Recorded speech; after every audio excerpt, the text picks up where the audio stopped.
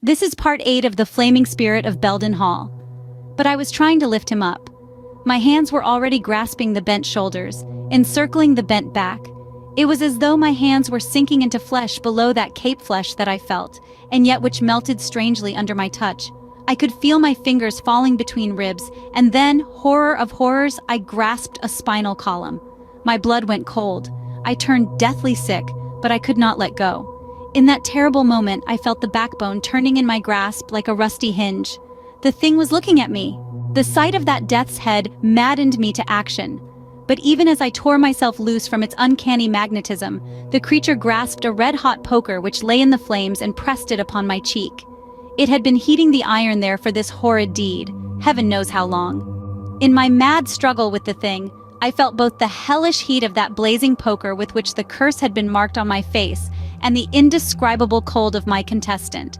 I was wrestling with a skeleton, and there was a murderous strength in those hideous bony hands. In just a moment, however, I realized that I had a sudden advantage, and using it, forced the poker from those clinging claws. The iron with its red-hot end flew through the air and fell upon the bed. In the same moment, I pushed the creature from me and into the roaring flames of the fireplace.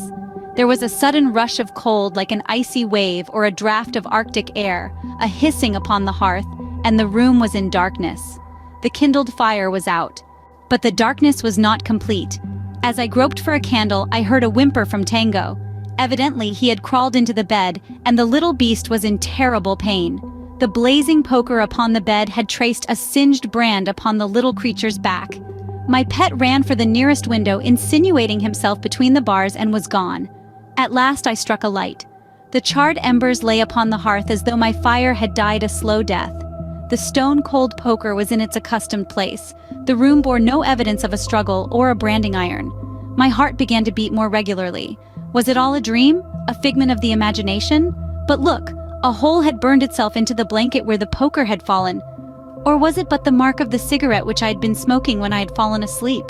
At all events, Tango was gone, and Tango's evidence would prove or disprove. To this day, I have searched for him in vain. Of course, there is this strange mark upon my cheek, but that too might be from my cigarette. Maybe I only dreamed about the whole encounter. I never finished the remodeling of the old place. Somehow, practical man that I am, I could not sleep there again. This is the conclusion of the flaming spirit of Belden Hall. Hey there! If you're enjoying this video, don't forget to hit that subscribe button. By subscribing to XOXO Gossip Lips, you won't miss out on any of our future videos packed with entertainment, knowledge, and fun. If you found this video helpful or entertaining, give it a thumbs up and share it with your friends and family. Happy watching! Cheers!